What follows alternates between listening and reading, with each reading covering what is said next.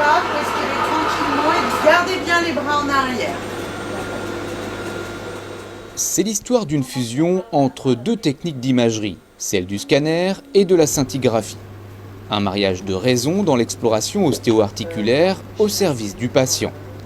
Ce nouvel examen d'imagerie, qualifié d'hybride, également appelé scintiscanner, associe les informations métaboliques fournies par la scintigraphie aux données anatomiques révélées par le scanner. Alors ces types d'images ont profondément révolutionné la pratique de la scintigraphie, mais également elles ont profondément changé la prise en charge diagnostique des patients. Le patient est convoqué, se présente à l'accueil au secrétariat du service. Il est demandé de venir avec son ordonnance qui prescrit son examen de scintigraphie et de préférence il vient avec son dossier d'imagerie avec les précédents examens qu'il a réalisés concernant sa pathologie.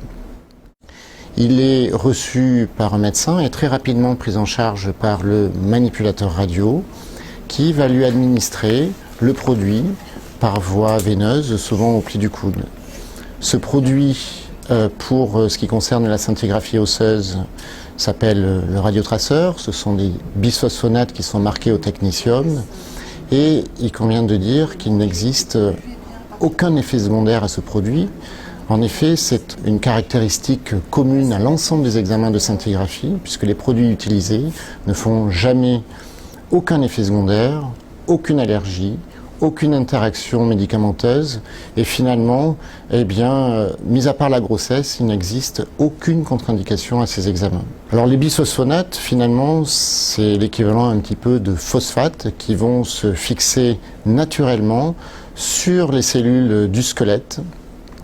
Et grâce au technétium qui est accroché à ces bisphosphonates, on arrive à faire des images de la distribution du traceur sur tout le squelette. Et concrètement, ce sont des images de la réaction osseuse ou de la souffrance osseuse. C'est toute la puissance de la scintigraphie par rapport à la simple radiologie qui ne va montrer que la forme ou l'anatomie des pièces osseuses ou des articulations. Après avoir administré le traceur, les images vont être réalisées la plupart du temps en deux temps.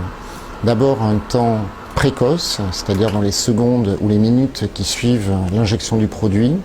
Ce temps reflète l'arrivée vasculaire du produit et son accumulation dans les tissus et ce temps dure environ 5 minutes. À l'issue de ce premier temps d'imagerie, le patient est totalement libre. Il va être libre pendant 2 ou 3 heures. Il peut soit rester dans la salle d'attente du service, ou même sortir du service, rentrer chez lui. À ce moment-là, il vit normalement, il peut manger, boire à sa convenance. Environ 2-3 heures après, il est reconvoqué dans le service pour le temps tardif, c'est-à-dire la deuxième série d'images, les images qui vont vraiment refléter la fixation osseuse. Pour ce temps d'imagerie, le patient est allongé sur la table d'examen, et on va réaliser dans un premier temps un balayage scintigraphique du corps entier. Concrètement, des caméras vont filmer l'ensemble du squelette de la tête jusqu'aux pieds. Et dans la foulée, on va réaliser des acquisitions complémentaires, dites tomoscintigraphiques, couplées au scanner X sur la région d'intérêt. Ce temps d'imagerie va durer entre 20 et 30 minutes et les caméras se rapprochent du patient sans jamais le toucher, ce qui explique que finalement on n'a jamais de problème de claustrophobie pour réaliser cet examen. Dans cet exemple où le patient est adressé pour des douleurs fessières mal expliquées, là encore la scintigraphie en balayage classique ne montre pas énormément d'anomalies.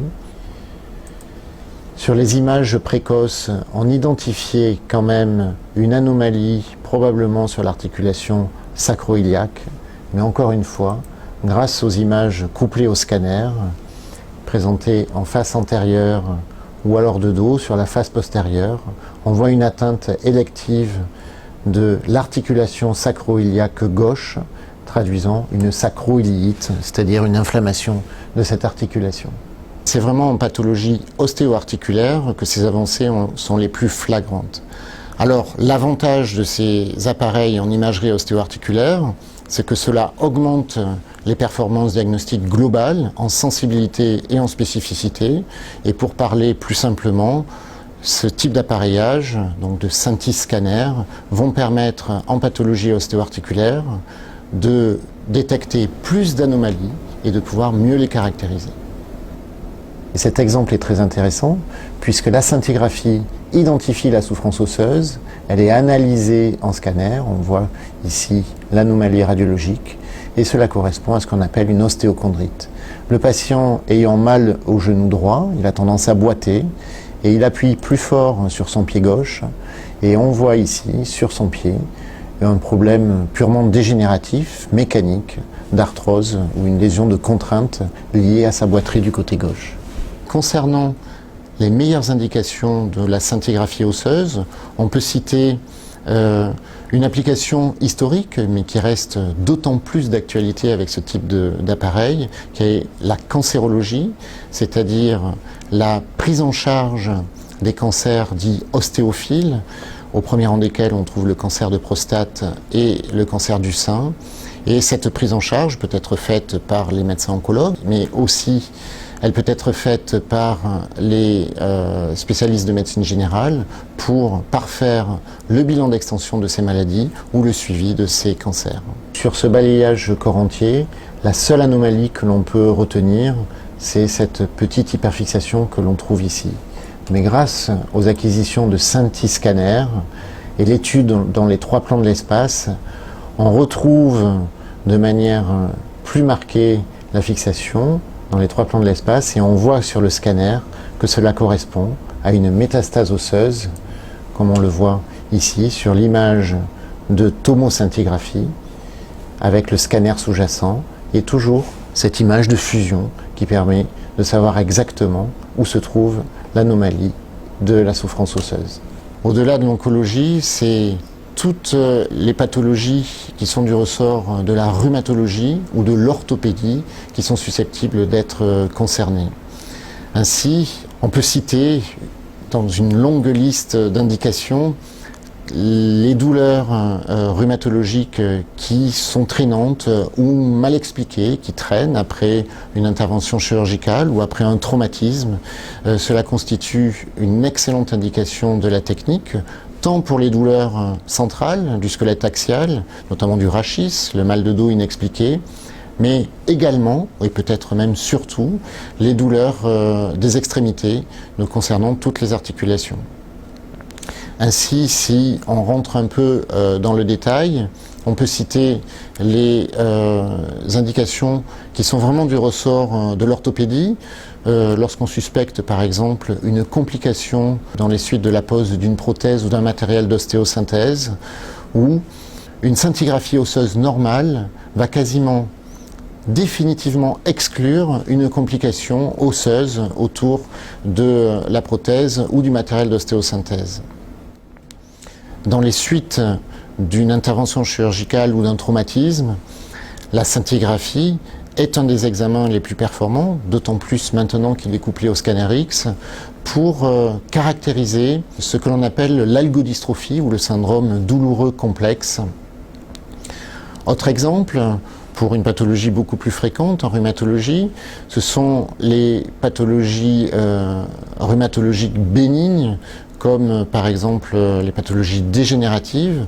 La technique réalisant des images du corps entier, elle permet de faire la part entre les lésions dégénératives actives de lésions anciennes. Et c'est vraiment le cas par exemple pour les tassements vertébraux, qu'ils soient d'origine dégénérative banale ou ostéoporotique, voire même post-traumatique. Cette imagerie fonctionnelle de la souffrance osseuse permet de faire la part entre tassement ancien et tassement récent actif. Petit point complémentaire, la quantité de rayons qui va être délivrée pour réaliser cet examen de scintigraphie couplé au scanner, il convient d'être tout à fait rassurant puisque c'est un examen d'imagerie diagnostique qui va délivrer des très faibles quantités de rayons et à ce faible niveau d'irradiation, on n'a jamais observé le moindre effet néfaste des rayons dans l'espèce humaine.